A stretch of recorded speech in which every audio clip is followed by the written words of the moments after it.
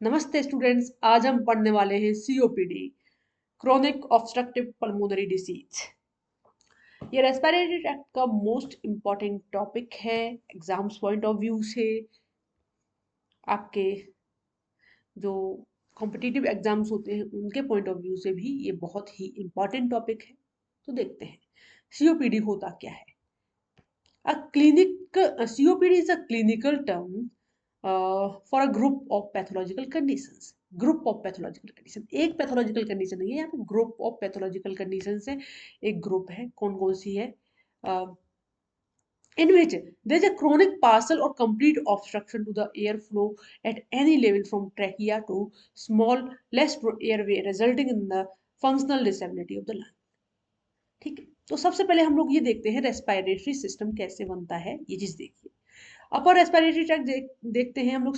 Trachea से start होता है, ट्रैकिया जाता है, trachea divides into the principal bronchi that divide into the bronchi, bronchiole, terminal bronchiole, respiratory bronchiole, alveolar sac and alveolar duct. ये जो terminal bronchiole के बाद में जो बना है रेस्पिरेटरी ब्रोंक्यूल, अल्वियोलर सेक्ट और अल्वियोलर डक्ट, इनको हम लोग एक टर्म है एक एसाइनस, ये टर्म हम लोग देते हैं। इसको एक डायग्राम पॉइंट ऑफ व्यू से देख लेते हैं। जैसे ये हुआ टर्मिनल ब्रोंक्यूल, टर्मिनल ब्रोंकस है ना, ठीक है। टर्मिनल ब्रोंकस से ब्रोंक्यूल, टर्मिनल ब्रोंक्यूल, ये प्राइमरी सेकेंडरी टर्सरी के बाद टर्मिनल ब्रोंक्यूल, ये रेस्पिरेटरी ब्रोंक्यूल है, अल्वियोलर डक्ट, अट्रियम एंड अल्वियोलस, ये अल्वियोलर सैक्स है, ठीक है। ये यहाँ से लेके यहाँ तक अल्वियोलर सैक है, ठीक है। तो होता क्या है, जो हमारी सीओपीडी है, बेसिकली हमारी सीओपीडी है वो हमारे रेस्पिरेटरी ट्रैक्ट के इन्फेक्शन है। इसमें जो एम्फाइजिमा है वो इन एसाइनस में पाया जाता है, इस एसाइनस में, यहाँ से लेके यहाँ तक, यहाँ पे हमारा एम्फाइजिमा पाया जाता है, ठीक है। हम आगे देखेंगे कि एम्फाइजिमा बेसिकली होता क्या है।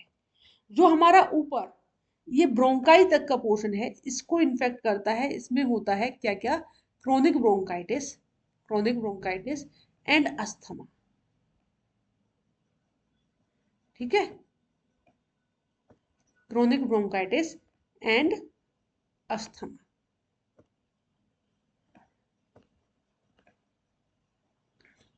अब बीच का ब्रोंक्यूल वाला पोर्शन बचा है, इस यहाँ पे ये इन्फेक्शन यहाँ का होता है हमारा ब्रोंकिएक्टेसिस। क्या चीज?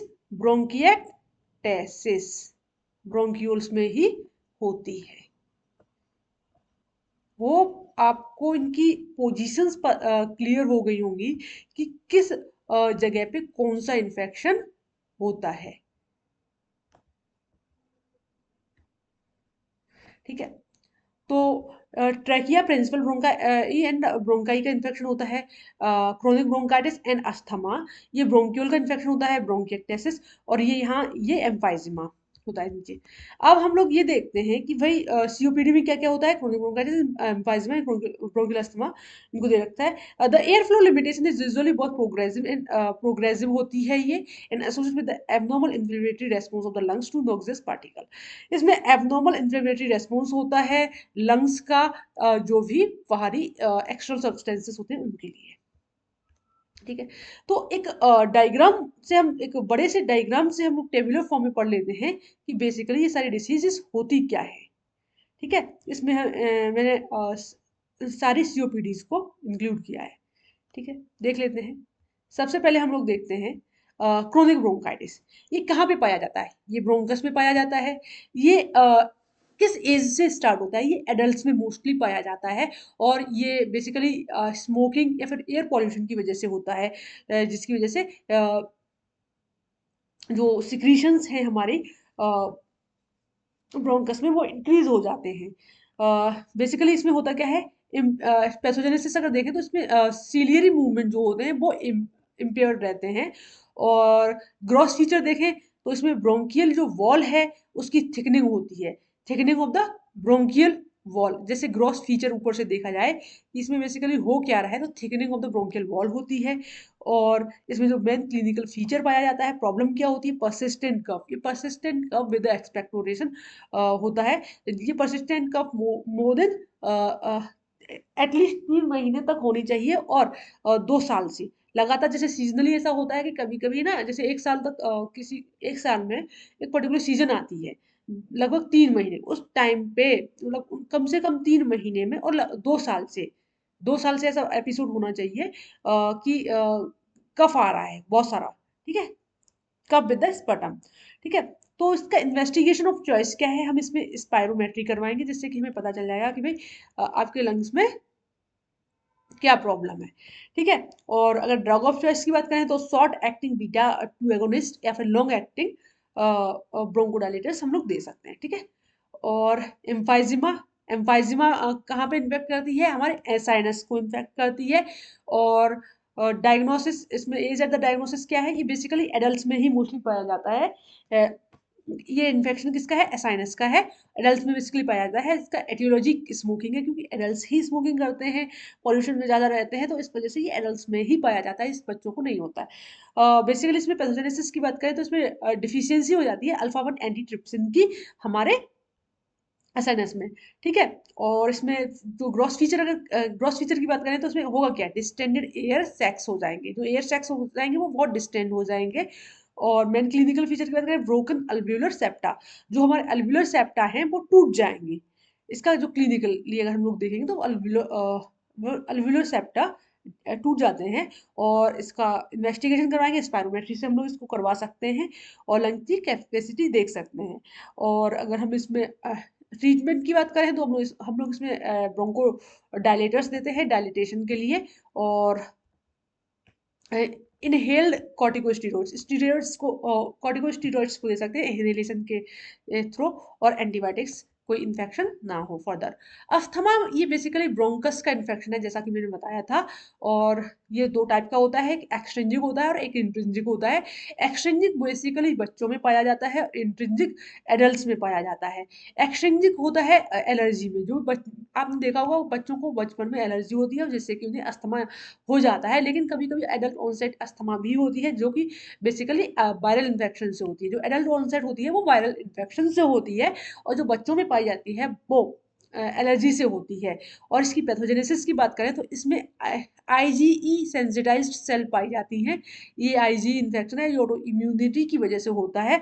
और इसमें ग्रॉस फीचर देखें तो ओवर डिस्टेंडेड लंग्स, इसमें भी ओवर डिस्टेंडेड लंग्स ही पाए जाते हैं, ठीक है।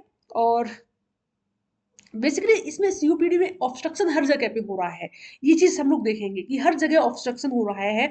अस्थमा में भी म्यूकस प्लग बन जाएगा, ब्रोंक्यूल्स में म्यूकस प्लग बन जाएगा, ठीक है। और इन्वेस्टिगेशन करवाएंगे तो इसमें स्पायरोमेट्री ही करवाएंगे।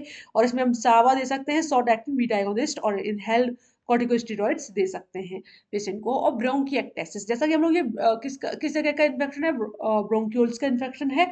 और ये बेसिकली एडल्ट्स में पाया जाता है। इटियोलॉजी, इसमें किस वजह से होता है, ये इन्फेक्शन से, ऑब्स्ट्रक्शन से होता है। और इसमें डैमेज एयरवे डैमेज हो जाते हैं। इसमें डायलेटेड ब्रोंकाई और ब्रोंक्यूल्स रहते हैं, इन्फ्लेम्ड ब्रोंकाई रहती है। इन्वेस्टिगेशन एचआरसीटी करवा सकते हैं। और इसमें बेसिकली हम लोग एंटीबायोटिक्स देते हैं ट्रीटमेंट में। अगर सबसे कॉमन एंटीबायोटिक अगर देखें तो उसमें एजिथ्रोमाइसिन हम लोग दे सकते हैं। एचआरसीटी है हाई रेजोल्यूशन कंप्यूटेड टोमोग्राफी, ठीक है, जो इसमें इन्वेस्टिगेशन है। एक ब्रोंकिक्टेसिस का ही जो इन्वेस्टिगेशन ऑफ चॉइस है वो सबसे अलग है एचआरसीटी। बाकी हम सब में स्पायरोमेट्री करवा देते हैं। तो स्मॉल एयरवे का जो भी डिसीज होती है कॉमनली पाई जाती है उसमें बेसिकली ब्रोंक्यूल्स अफेक्ट रहते हैं। चिल्ड्रंस बेसिकली चिल्ड्रंस को होता है, ये वायरल इन्फेक्शन या फिर स्मोक की वजह से हो जाता है। और बेसिकली इसका पैथोजेनेसिस क्या है, इसमें सरफेक्टेंट डैमेज हो जाता है, डैमेज टू सरफेक्टेंट हो जाता है इसमें। और जो ग्रॉस फीचर देख लेते हैं तो उसमें ऑक्लूटेड ब्रोंक्यूल्स, ब्रोंक्यूल्स हमारे ऑक्लूड हो जाते हैं और फाइब्रस प्लग बन जाता है उनमें। और इसमें भी हम इन्वेस्टिगेशन करवाएंगे स्पायरोमेट्री से। इसमें हम लोग आईसीएस लावा लामा दे सकते हैं। तो होप आप लोग को इसमें समझ में आ रहा होगा, ठीक है। A long acting beta agonist and, ठीक है। तो इसमें कोई टेंस मतलब कुछ ऐसा तो नहीं होगा। होप आपको सारा समझ में आ गया होगा। अब इसके बाद हम लोग एक एक पर्टिकुलर डिसीज को कवर करेंगे। क्रोनिक ब्रोंकाइटिस को हम लोग डिटेल में देखेंगे, एम्फाइजमा को, अस्थमा को, वो नेक्स्ट वीडियोज में आपको पता चल जाएगा। होप आपको ये एक ग्रॉस व्यू बन गया होगा कि हमारे सीओपीडीज में डिसीजेस क्या होती हैं, वो किस जगह अफेक्ट करती हैं। अगर आप इस चार्ट को प्रिपेयर कर लेते हैं और एग्जाम में एज इट इज बना के आ जाते हैं सीओपीडीज में, तो आपको बहुत अच्छी मार्क्स कर सकते हैं। Thank you. आज आपको होप अच्छा समझ में आया होगा। Thank you so much.